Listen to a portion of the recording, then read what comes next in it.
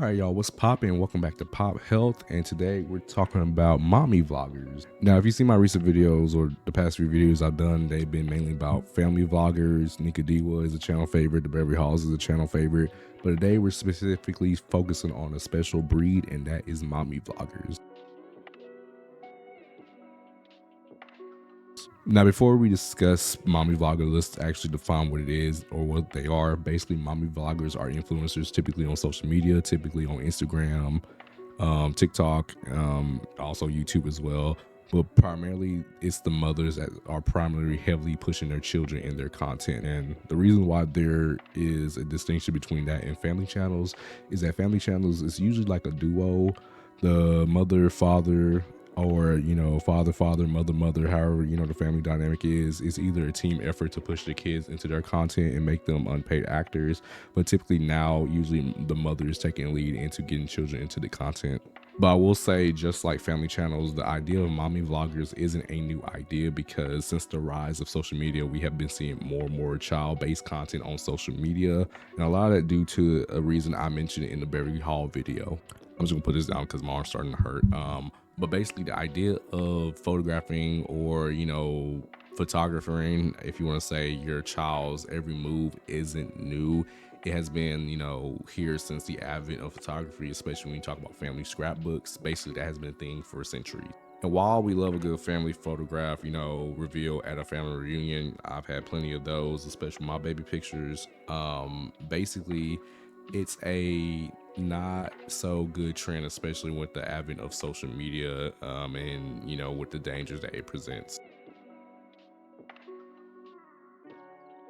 So the reason why we're talking about mommy influencers or mommy vloggers today is because while family channels have their whole host of issues, mommy vloggers have that plus times 10. As we said so many times, when it comes to family-based content, consent is always a danger or non-existent, especially with children. When we talk about informed consent, basically informed consent is that the child knows exactly what's going on and what's happening to the content, how it's being distributed, the finances that goes on within it, and to some extent what might happen if they put their alias on the world wide web. And while family channels are known as machine factories and pumping out child-based content, especially without informed consent, mommy vloggers are a present danger because of the short form content they tend to usually upload. Like in Alyssa case, there's many times where she just pulls out her phone and shoot like maybe a 5 to 20-second video of a trend. But mommy vloggers tend to have a shorter form content factory, and basically they're constantly filming their children.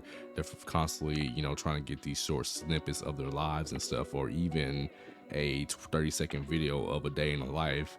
That could mean hours and hours upon filming just for a 30-second clip to upload on YouTube for paid sponsorship.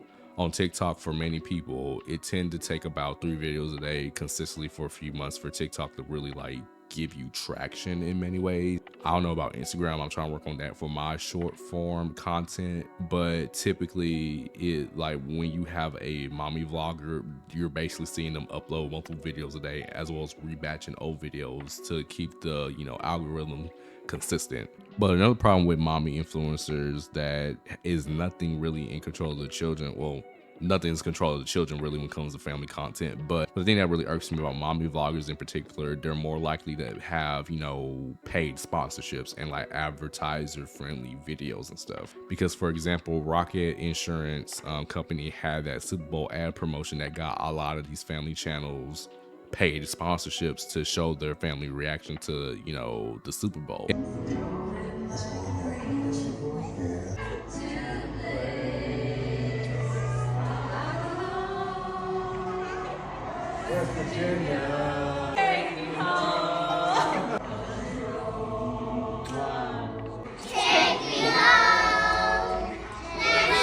And this provides a more complex layer to the whole child ethics and child worker, phenomenon, because now that you're actively getting paid for content that features your children, there's a good chance you're also not paying your children.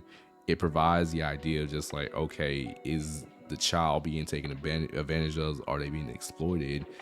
And, you know, are they receiving their fair share of the financial gain that you're getting from the channel or, you know, the Instagram post? Because again, children cannot give informed consent off the bat because they might not comprehend as a child, oh, mommy's getting paid for this sponsorship, oh, she has a contract. They don't comprehend any of that until they start getting older, or like, you know, really when they turn 18, when they start talking about financials. And so while they don't have informed consent to be filmed in the first place, they're oftentimes going to be left out the contract details of what's being shown, what's not being shown, you know, what needs to be featured, how much of the product need to be used, and what type of I guess, you know, opinion you have about the project. Is it going to be a good opinion, a bad opinion? Are you being influenced to make those opinions just to, you know, sway your consumers to buy these products? Like, they're not being included in these things, but they're front row and center in the video. Because one thing that consumers and capitalism and capitalists know is that children sell products, regardless if it's JCPenney, regardless if it's just, you know, Tide Pods, regardless if it's just toys. Children sell products because everybody loves children, especially babies. And so that is why it creates a very much complicated, you know, ethical, you know, barrier. So obviously the children are not going to be shown in the video because obviously you know, we're not doing child exploitation. But basically Alyssa and her husband Gerard has been doing YouTube for at least the past 5 years. When they first started out doing YouTube, like in this video, this is their first actual video uploaded to this YouTube channel, but I think she was doing Instagram a lot longer than that. Basically, she was a labor and delivery nurse, I believe, and then Gerard was a UPS, you know, driver. Now in this short as well, this was a few years ago, she basically showcases other, you know, set of twins. These are not her children. Now I don't know if she got permission to post these children. I imagine, I would hope so, because I would throw a flip if you making money off my kids. But pretty much the picture I'm trying to paint here right now is that she has been using children on her channel for the past 5 years extensively. Like, this is a family ran content channel and she's the head of it. And so this goes into the next issue I have with Alyssa more in particular. Like, she is known for throwing these over the top birthday parties with her daughters, especially with Harper. She's had multiple, you know, Disney themed, Paris themed parties and stuff. And it's just like apparent that she's not only getting brand deals from it, but it's also just like, it's more of like using it as a flex to be like, oh, my kid has a better life than y'all. Now she doesn't say this, apparently that is more so just me being a little bit messy, less of an accusation, but if you know, you know. So Harper here dancing and stuff. And so you can see, I'm trying to blur this out, but basically this is a Cotton King theme, you know, birthday party, Disney themed birthday party. Tron Castle, all the good stuff right here. In particular, she's throwing like a little super party for her daughter, Hayden, not Haley, Hayden. That's the new baby that came around. You'll see in a minute. But look, basically throwing her like a I think 7th birthday, you know, party, sleepover with her friends, showcasing everybody else's kids. Gonna blur this part out.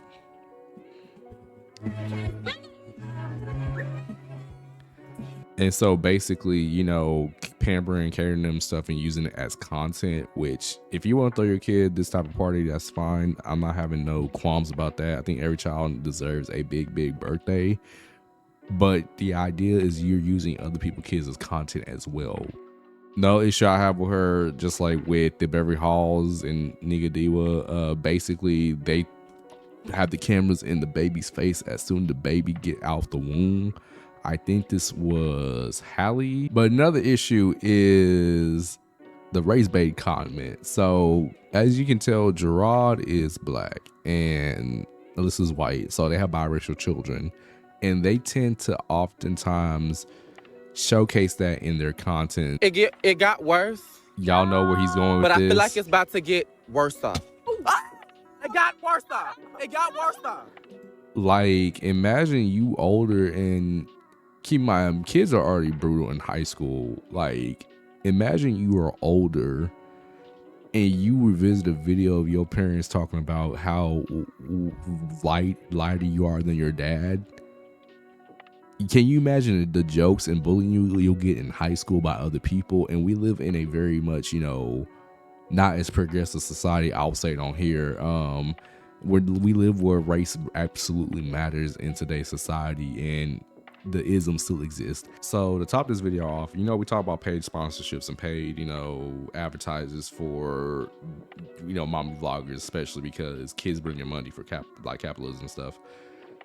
Alyssa got her own company. So basically, Silks is a company that Alyssa started basically to have PJs and pajamas for, families. There's nothing wrong with that.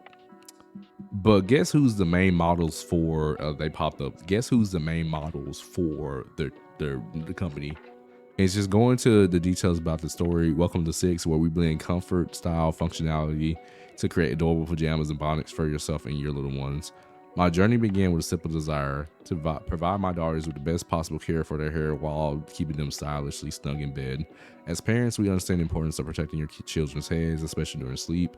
Traditional pillowcases can cause friction and breakage, leading to damage and hair strands. Yes, that is part of hair care with especially kids. Well, that's why bonnets are a thing. From playful patterns to soothing pastels, each bonnet is thoughtfully crafted to suit every bedtime. And typically, just going on the loungewear, these are expensive. They are $44.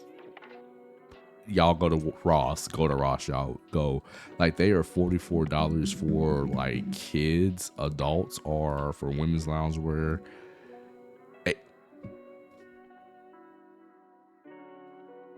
I'm paying $8 for my wife to wear this stuff one day. Literally, these are expensive wear, what you get from Lululemon, Nike, all this. This is just as expensive. They also have things called mystery bags. Basically, they have a thing called mystery bags. Basically, you get 2 random silk items at a major discount. I personally wouldn't suggest getting anything loot bags or mystery bags and stuff, because it just imitates stuff like gambling. You're gonna keep buying and buying to get the right set, and you're gonna be out $300 or $400 based off of these prices.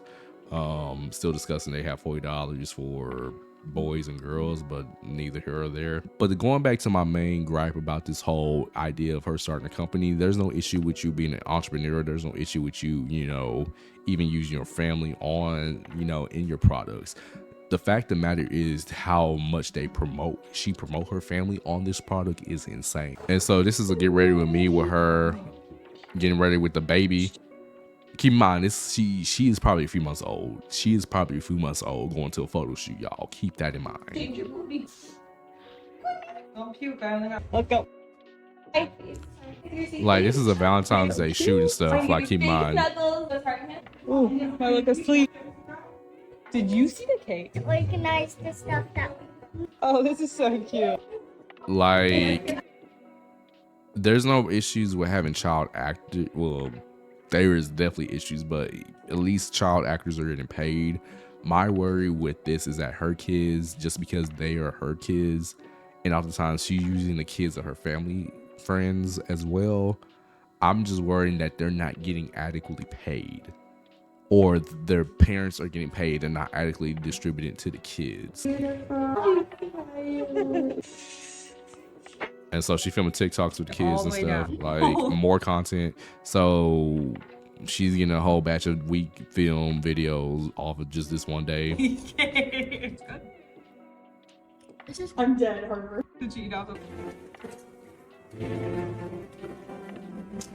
Like this. Basically showcasing the baby needs a bonnet and stuff. Baby might do need a bonnet, but y'all get where I'm trying to go with this video. So all in all, this is going to be a series of just talking about different mommy vloggers and issues with them. I was going to title this the 7 sins of, mommy vloggers and make it a whole series, but we'll see how it goes. But pretty much you see my point with Alyssa's content. Alyssa in itself, she's not doing anything wrong by photographing her kids. It's just the fact that she's doing it for the world to see, as well as she has her own company where she's using her kids as marketing and might not be paying her kids what they're worth if she would have hired somebody else's kid or a child actor. That is a conflict of interest that a lot of people are not understanding when it comes to just mommy influencers, really family channels in general. Like, your kids are unpaid actors. Your kids are unpaid actors, y'all. Like, I need y'all to get that through your mind. And a lot of people are online, you know, constantly on my videos saying, why are you hating these kids? Why are you trying to get on these kids? Let her be a mother. This is what you want to do with her kids. And I'm just like, no. Like, this is child exploitation in 2024, 2025 that we need to talk about, because the reason why we had child laws or child labor laws or child actors laws in general is to stop exploitation like this. And we need to keep bringing these up, because now we are seeing it in a new era of social media where we have influencer culture that has not been regulated as much as yet. And it's just getting to a point where I feel like we're going to start seeing more and more regulations, to where we're now start treating these kids as child actors. But until we get to that point, we need to keep calling this behavior out. So with that being said, this has been Mommy Vloggers with Alyssa Fluellen. There will be another video about different types of mommy vloggers, and, you know, like I said, you know, we'll go down a whole list of like different reasons why they're problematic. But with that being said, if you like what you see today, like, subscribe, turn on post notifications, all that wonderful good stuff. Support my content, as well as support the TikTok and Instagram, where I do more of my little like political content, as well as doing like short news bursts about what's going on in the world of public health. This is more like pop, you know, influencer culture, like more of like quote unquote funsies videos, and not really as politically taxing on it. So please support me on all platforms. But with that being said, stay warm, stay frosty, depending on what part of the country you're in, and peace out.